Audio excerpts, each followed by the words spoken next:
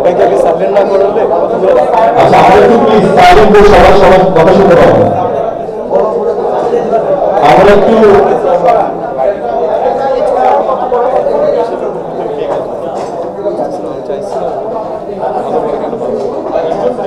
আচ্ছা আমরা একটু সবাই চুপ করি আমরা আগে চললো 7 জানুয়ারি রিলিজ পাচ্ছে এবং আমার পাশে অনেক গুণী গুণী আর্টিস্ট এবং গুণী গুণী মানুষ বসে আছেন আমি কথা বলতেও ভয় পাচ্ছি কারণ ওরা সবাই বলে দিয়েছে সবকিছু বাট আমি এইটুকু আপনাদেরকে বলবো যে আপনারা শান সিনেমা হলে এসে দেখুন ভালো লাগলেও বলুন ভালো না লাগলেও বলুন যাতে আমরা বুঝতে পারি যে আপনাদের কোনটা ভালো লাগছে কোনটা ভালো লাগেনি but I am very happy to be a part of this movie আমি চাই যে রাহিম ভাই যে সাহসিকতার সাথে এই সিনেমা বানিয়েছে আপনারা যদি এইটুকু সাপোর্ট দেন সে আরো সিনেমা বানাবে আরো ভালো সিনেমা বানাবে শান 2 আসতে পারে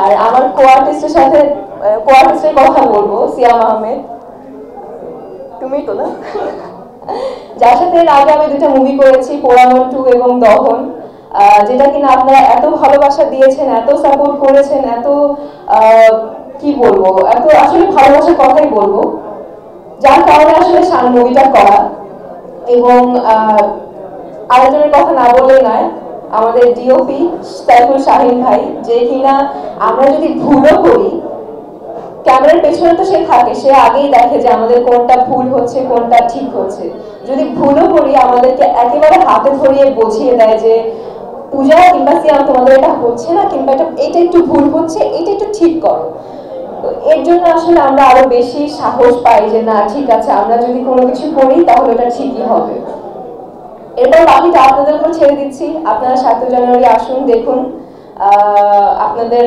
বউ গার্লফ্রেন্ড যারা যারা আছেন সবাইকে নিয়ে আসুন দেখুন ফ্যামিলি দুজনকে একসাথে না আলাদা আলাদা করে আনুক বাট আনুক দেখুক ফ্যামিলি নিয়ে দেখুক যেভাবে দেখুক শোবাক আশা করছি ভালো লাগবে এটুকুই বলবো আর কিছু বলবো না কারণ সবাই আসলে নায়কের কথার জন্য অপেক্ষায় আছে যে নায়ক সিয়াম আহমেদ কি বলে তো এটুকুই বলবো আমার জন্য দোয়া করবেন শান টিমের জন্য দোয়া করবেন থ্যাংক ইউ সো মাচ একদম অনুষ্ঠানের প্রায় শেষ আসসালামু আলাইকুম প্রথমে সবাইকে জানাই ইংরেজি নববর্ষে অনেক অনেক শুভেচ্ছা হ্যাপি নিউ ইয়ার অনেক বছর পর আসলে এরকম প্রিয় মুখদের দেখছি যাদের অনেক আপন মনে হয় এবং যারা আসলে আপনই বলতে গেলে প্রায় 2 বছর হয়ে গেল আপনাদের সাথে একসাথে এরকম ভাবে দেখা হয়নি যাক শানের কারণে আসলে সবার সাথে দেখা হয়ে গেল শান নিয়ে যদি আমি কিছু বলি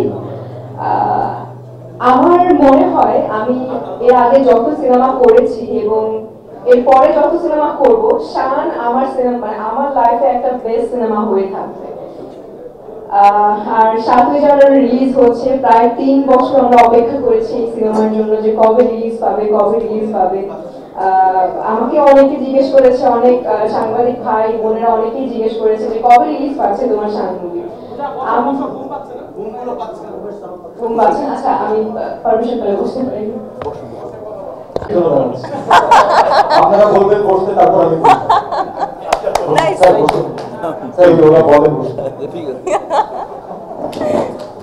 শুনুন না কোনো ফর্মাল কথাবার্তা বলতে চাই না কারণ আপনাদের সাথে আপনারা মানে আমরা মানে আপনারা আমি ঢোকার পরে একটা জিনিস দেখেছি এখানে অনেক হজপজ হচ্ছে অনেক কথা হচ্ছে কিছুই বলছি না কারণ ফ্যামিলি গ্যাদারিং এ পরিবারের মানুষজন একটু ঘাউ ঘাউ করে আর সব জায়গাতেই এমন কিছু মামি চাচি থাকে যাদের কোনো কিছুই ভালো লাগে না তো আমি আপনাদের সবার কাছ থেকে সহানুভূতিটা আশা করছি কারণ আমাদের কাজকে আপনারা কমপ্লিমেন্ট করেন আপনারাই পৌঁছে দেন আমরা ভালো হলেও আপনাদের মাধ্যমে হই খারাপ হলেও আপনাদের মাধ্যমে হই তো আমরা কিন্তু আলাদা না অনুষ্ঠানে অনেক ভুল ত্রুটি হয়েছে আরো সামনে হতেও পারে কিন্তু আমরা যে উদ্দেশ্যে যে মোটিভেশনে আজকে এখানে এসেছি ওই মোটিভেশনটা আমরা না ভুলে যাই আপনারা কিন্তু সবাই বাংলা ফিল্ম ইন্ডাস্ট্রির একটা সিনেমাকে প্রমোট করতে এসেছেন সেই সিনেমার সাথে আমরা সম্পর্কিত তাই আমাদেরকে আপনারা প্রমোট করছেন তো আমরা কিন্তু আপনাদের কাছে এমনিতেই কৃতজ্ঞ।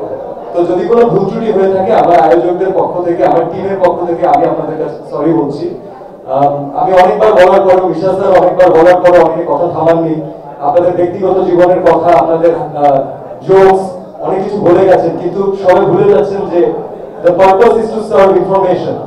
সেই ইনফরমেশনটা যদি টিমের মাধ্যমে আপনাদের কাছ পর্যন্ত পৌঁছাতে হয়, জোনটা তো অ্যাটলিস্ট হোয়াইট রাখতে হবে।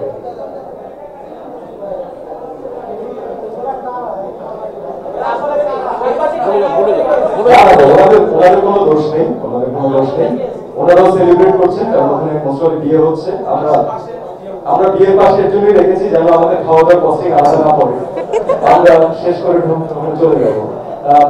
আমার মনে হয় যে সাংবাদিক ভাইদের সাথে আপনাদের অনেকগুলো প্রশ্ন আমাদেরকে অ্যাটেন্ড করতে হবে। তার জন্য আমি খুব লম্বা কিছু বলবো না।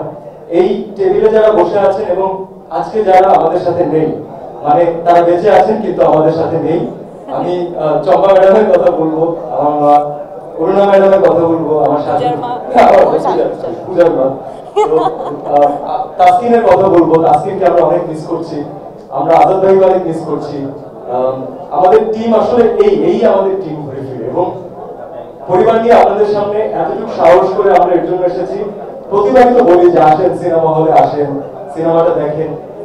মেইন উদ্দেশ্য কিন্তু এমন না যে ওভারনাইট এমন কোন সিনেমা বাংলাদেশে চলে এসেছে যেটা সকল হিসাব নিকাশ পাল্টে দেবে, বিষয়টা কিন্তু এমন না। মিশা স্যার আমাদেরকে মানে এতটা ইন্সপায়ার করেছেন শুটিং এর মধ্যে, এবং বারবার সাহস দিয়েছেন যে নতুন কিছু করতে হবে। শুধু এমন না যে তোকে বেস্ট ট্রাই করতে হবে, সাথে সাথে নতুন কিছু করতে হবে, কারণ অডিয়েন্স চেঞ্জ হয়েছে।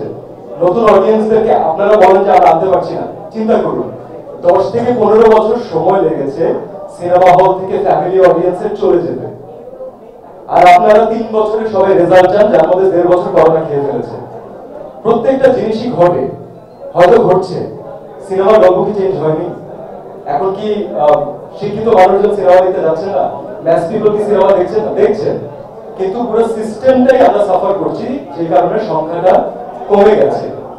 কিন্তু একটু খেয়াল করে দেখেন, বিগত কয়েক মাসেও হোক, লাস্ট ইয়ারে হোক, গল্প যা রিলিজ পাচ্ছে, গল্পে কিন্তু মেরিট আছে ভাই, গল্পগুলো ভালো হচ্ছে, এবং সবচেয়ে বড় কথা ডিফারেন্ট হচ্ছে।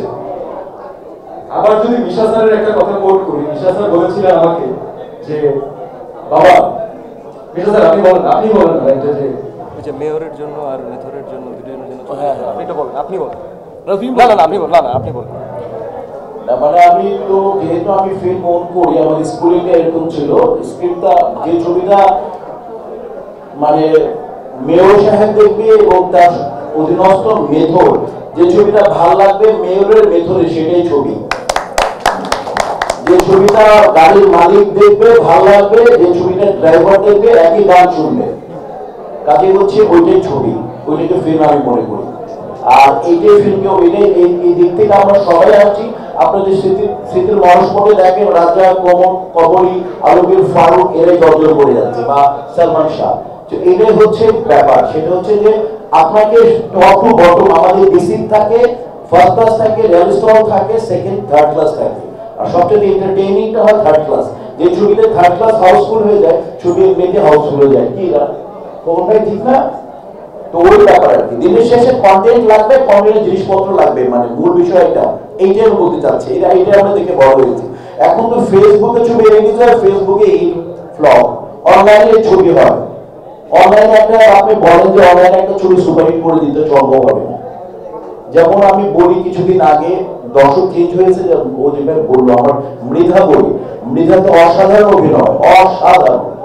আমি অমিতাভ বচ্চন আর শাহরুখ খানের আমি যখন ছবিটা দেখলাম, ওরা তারিক ভাইয়ের পারফরমেন্সটা দেখে আমার অত্যন্ত প্রিয় একটা ছবি কবি খুশি কবি গাম মনে পড়ে গেল। তো এইভাবে করে দর্শক চেঞ্জ হচ্ছে।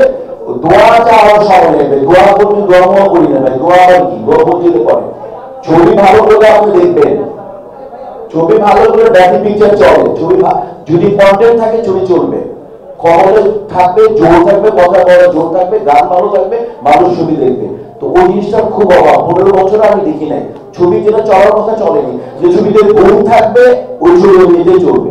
Thank you very much. তো টিমের সবাইকে আমি ধন্যবাদ দিতে চাচ্ছি, কারণ কথাটা বেশি বাড়াচ্ছি না। আমার টিমকে এমনিতেই আপনাদের হয়তো যদি প্রশ্ন আপনারা করেন কেউ তাহলে তা এন্টারটেইন করতে হবে, তো আমাদের অনেক খুঁটিনাটি বিষয় ওখানে বের হয়ে যাবে। আর যে মানুষটার সবচেয়ে বেশি ডেডিকেশন আমাদের সিনেমাটা বানানোর জন্য, আমি মাইকটা আসলে তার হাতে দেওয়ার জন্য নিয়েছিলাম। সেই ছেলেটা 3 বছর 3.5 বছর ধরে এই কাজটাই করছে, সে অন্য কোনো কাজ করেনি। এবং আপনারা জানেন একটা সিনেমা একটা নতুন ডিরেক্টর ডিরেক্ট করে কত টাকা পায়, এবং সেই অ্যামাউন্টটা দিয়ে তাকে 3 বছর 3.5 বছর সার্ভাইভ করা, কিন্তু তার অ্যাটেনশন যেন ডাইভার্টেড না হয়, সে অন্য কোনো কাজে হাত দেয়নি।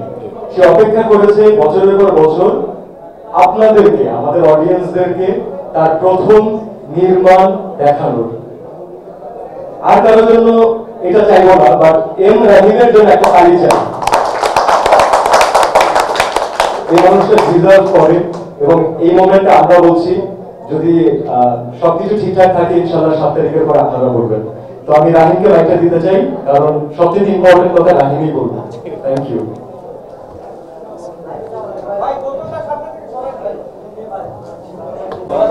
প্লিজ সাইলেন্ট হয়ে আমরা তারপর ট্রেলারটা স্টার্ট করি।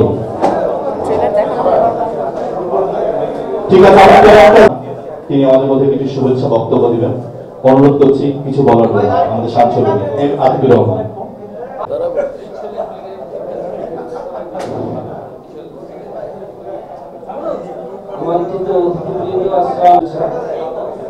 অতি সংক্ষেপে আমি আমার বক্তব্য উপস্থাপন করছি। আমি আমার বক্তব্য শুরুতে আমাদের জননেত্রী জ্ঞাপন করছি। বঙ্গবন্ধু বাংলা সিনেমার পৃষ্ঠপোষকতা করেছেন এবং তার সুযোগ্য কন্যা চলচ্চিত্র শিল্পকে আজ এগিয়ে নিয়ে রাজ্জাক কবরী উত্তম সুচিত্রার কারণেই হোক না কেন, আদরের ছোট ভাই পুলিশ সুপার আজাদ ছোট বন্ধু বটে। একদিন ওর জীবনের ঘটে যাওয়া একটি গল্প আমাকে শোনালেন। আমি বাস্তবতার নিরিখে সামাজিক অবক্ষয়কালে আজাদের এই উৎসব পূরণে সরকার হাত বাড়িয়ে দিলাম। হয়ে গেল 2 ভাই মিলে সিনেমা, নাম তার শান। আমার আর এক কাজে আকাশ, বহু মানুষ বিদেশে পাড়ি জমায়। দালালের খপ্পরে পড়ে অনেকেরই সব হারিয়ে যায়, এবং কি উল্লেখযোগ্য সংখ্যক মানুষ মানব পাচারের শিকার হয় এবং কি মৃত্যুবরণ করে। তাই মানব পাচারের সত্য ঘটনা নিয়ে পুলিশ সুপার আজাদ খানের লেখা গল্পে তৈরি হলো শান, এবং এই শানের পরিচালকের দায়িত্ব দেওয়া হয় এম এ রাহিমকে। আপনারা জেনে খুশি হবেন, এম এ রাহিম জাজ মাল্টিমিডিয়ার সহকারী পরিচালক ছিলেন দীর্ঘদিন। এটি তার প্রথম ছবি, আমি প্রযোজক হিসাবে আমারও প্রথম ছবি।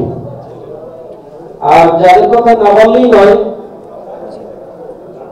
আমাদের এই শান ছবিতে যারা অভিনয় করেছেন, আমাদের নায়ক সিয়াম আহমেদ এবং নায়িকা পূজাচেরি, আপনারা দেখতে পাচ্ছেন তাদেরকে। এবং গুণী শিল্পীদের কথা না বললেই নয়, আমার ডান পাশে বসা আছে শ্রদ্ধেয় মিশা সরকারের ভাই আলিউল্লাহ খোকন। আমি বলতে চাচ্ছি যে আপনারা শান ছবিটি দেখবেন, পরিবারের সকলকে নিয়ে একসঙ্গে দেখার মতো শান সিনেমাটি 7 জানুয়ারি দেখতে আপনারা এই শান ছবি এগিয়ে যাবে আপনাদের লেখার মাধ্যমে। এই শান ছবি আমাদের আরেক ভাই আছেন যারা অক্লান্ত পরিশ্রম শুটিং এর মাঝে মাঝে সবসময় ছিলেন, ওয়াহিদুর রহমান আমাদের প্রডিউসার, উনিও ছিলেন ওনার কথা কিছু সদস্য। এই ছবির পিছনে আমরা সবসময় শুটিং এর মধ্যে ছিল। ওয়াহিদুর রহমান কিছু বলবেন আমাদের।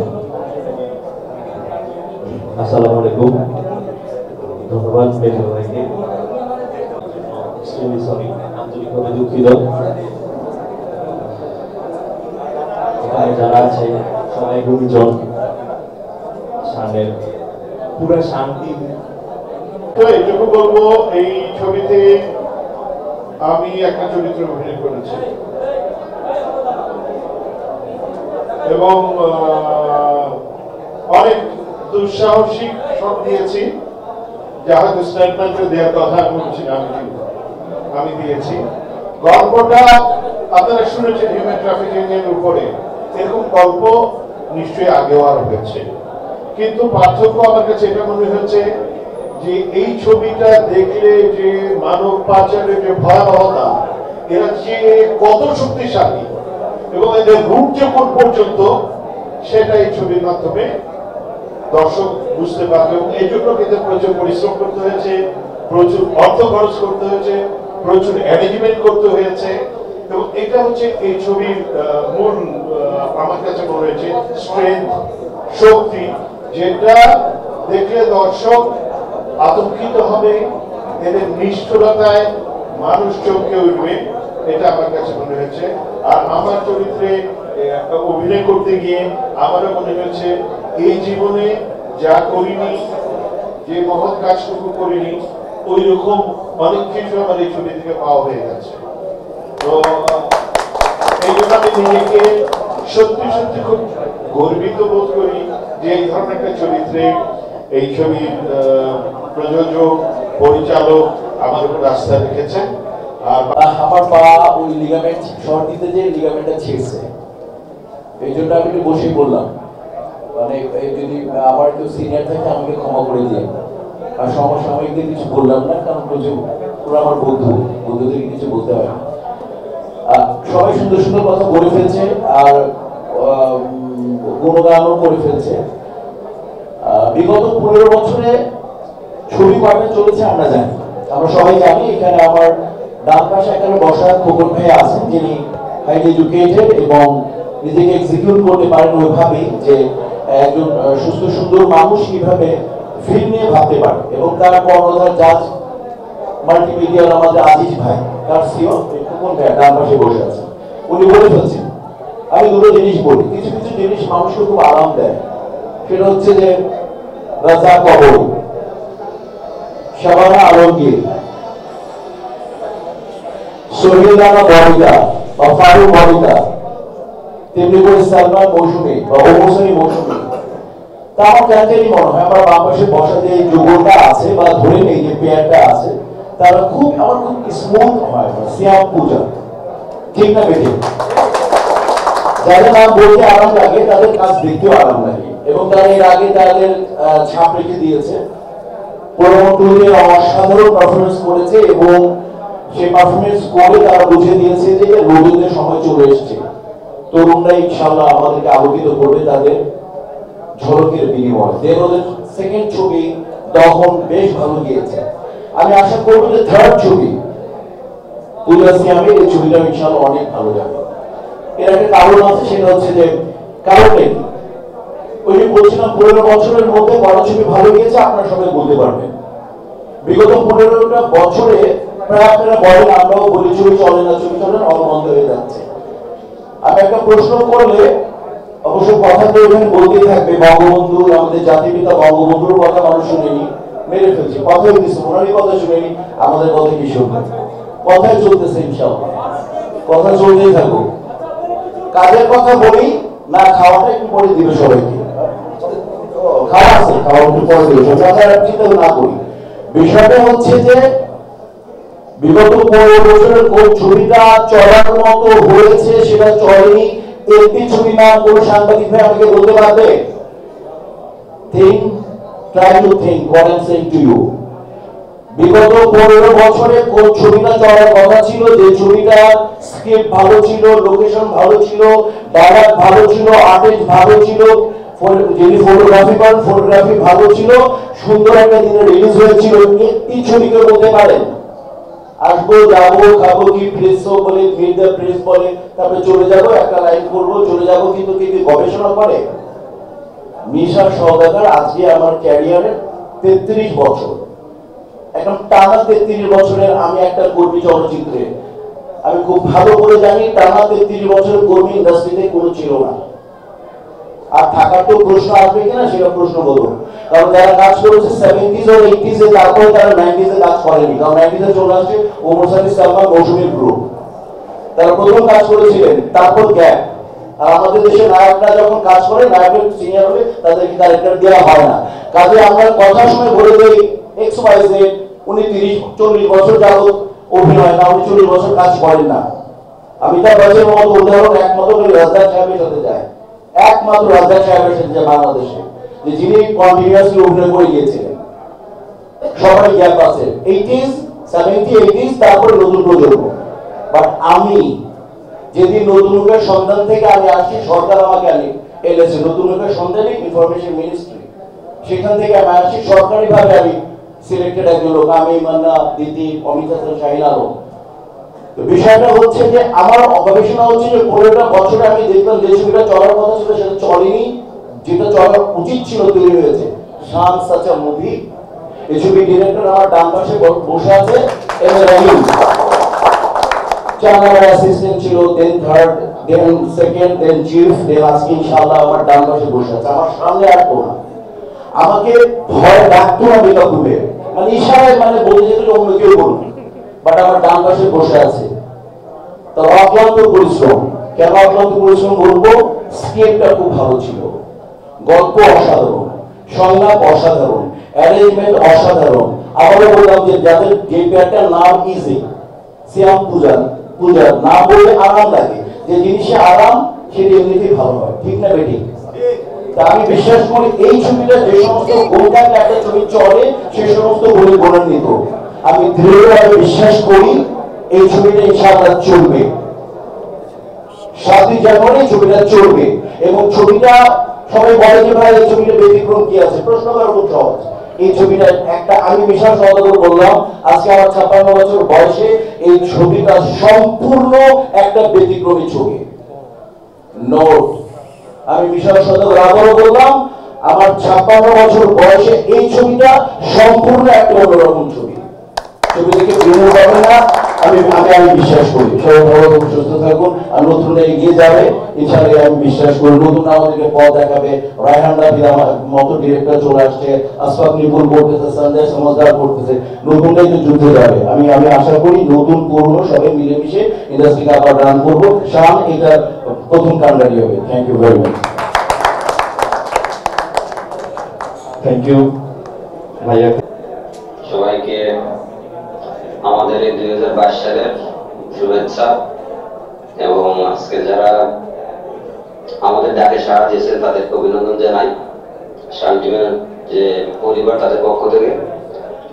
আজকে আমার থাকার কথা ছিল, বাট কালকে আমার 191টা কেন্দ্রে কালকে নির্বাচন আছে, লোকাল ইলেকশন, তো এই জন্য আমি থাকতে পারলাম না। আসলে এটা ঘটনা ঘটছে, এই জন্য থাকতে পারলাম, আমি এই জন্য ঝুঁকি নিতে পারিনি। আমার আসলে কিছু বলার নেই। এখন আমরা 3টে বছর ধরে পরিশ্রম করেছি একটা সিনেমা। আমার কাছে মনে হয়েছে যে একজন মা বাবা যেমন তার সন্তানকে লালন করে, আমার মনে হয় এই শান টিম এই শান সিনেমাটাকে এভাবে লালন করছে। কারণ রাত দিন খেয়ে না খেয়ে পরিশ্রম করে অক্লান্ত পরিশ্রম করা করছে, এখানে কখনো ক্লান্ত হয়নি তারা কাজ করতে। তো তাদেরকে আমি কখনো আমার এই টিমের যারা সদস্য তাদেরকে কখনো প্রতিদান দেওয়া সম্ভব না। আর বিশেষ করে আতিক ভাই, যাকে আমি সবসময় কাছে পেয়েছি, যখন যে বিষয়ে বলছি তখন সে কাজটা আমার করে দিয়েছে। এটা আমি তার কাছে কৃতজ্ঞ। রাহিম পরিচয় হিসেবে নতুন, কিন্তু খুব ম্যাচিউর মনে হয়েছে আমার কাছে, এবং কোনো কাজে সে কখনো ছাড় দিত না, এটা ভালো লাগছে। তারপরে আমাদের সাইফুল সাহেবের কথা হয়তো বলি আমি হয়তো খুব বিশেষজ্ঞ না, কিন্তু আমার কাছে মনে হয়েছে যে একজন ডিওপি হিসেবে সে খুব দক্ষ। কারণ কোনো সিন শট তার পছন্দ না হলে সেটা নিতে হয়, এটা আমি দেখেছি তাকে। তো তারপরে আকাশ খুব পরিশ্রম করছে, রাত দিন পরিশ্রম করছে। আরো অনেকে আছে পরিশ্রম করছে। সিএম তো পূজা তৈরিদের মানে অনেক পরিশ্রম করতে হয়েছে। বিশেষ করে সিএমের তো ওর এই লুকের আশ থেকে অনেক প্রায় 3 মাসের মতো পরিশ্রম করা লাগছে ফিজিক্যাল ফিটনেস আসার জন্য। তো যাই হোক, আমি সবার প্রতি কৃতজ্ঞ, এবং যারা আজকে আসছেন তাদের কাছে কৃতজ্ঞ। সবচেয়ে বড় কথা হলো আমরা এমন একটা সময় বেছে নিলাম যে এই মার্চের আগে হয়তো করোনার কয়েকটা সম্ভাবনা নিয়ে অনেক কথা ছিল আমার, সেই জন্য আমরা মার্চ থেকে অনেক এগিয়ে আসলাম, যে অনেক এগিয়ে এসে আমরা ছবিটা ডিসকাস, কারণ আমরা আশা করি যে ছবিটা দর্শক জনপ্রিয়তা পাবে, দর্শকের হাততালি পাবে, এটা আমার বিশ্বাস ছিল। এখন আরো দুদিন আছে, কাল পরশু দিন দিন করোনা বাড়ছে, আশা করি ভালো কিছু হবে। আমি একটু আগে কথা বলছি উপরের দিকে, তো আশা করি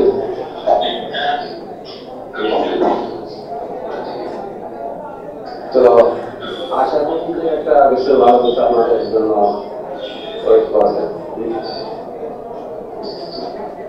যদি কোনো ঝামেলা না হয় তাহলে আমরা ইনশাল্লাহ 7 তারিখে আসছি এই দুদিনের ভিতরে, আর আমরা ডিটারমাইন্ড, আমাদের সবকিছু প্রস্তুত। আপনার বন্ধুদের কেমন লাগলো, কারণ এর মাঝে আমাদের অনেকগুলো লেয়ারসও রয়েছে, ইনশাআল্লাহ আপনাদের ভালো লাগবে।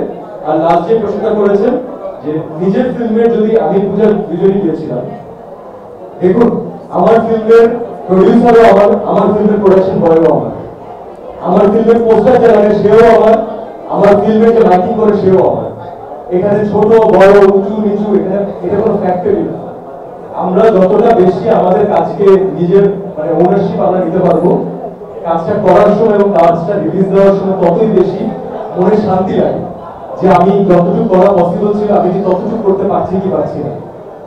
এটা কোনো ইউনিক স্ট্র্যাটেজি, এটা কিছুই না, এটা আমাদের ফ্যামিলি গিয়েছে, আমরা পোস্টার লাগিয়েছি, চলে এসেছি, but what matters is the team work. এটা বোঝানো যে আমাদের টিম আসলে আলাদা কেউ না, আমরা সবাই মিলে এক।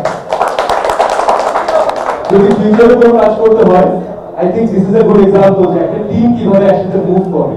So I am really grateful to my team and thanks to you for the question.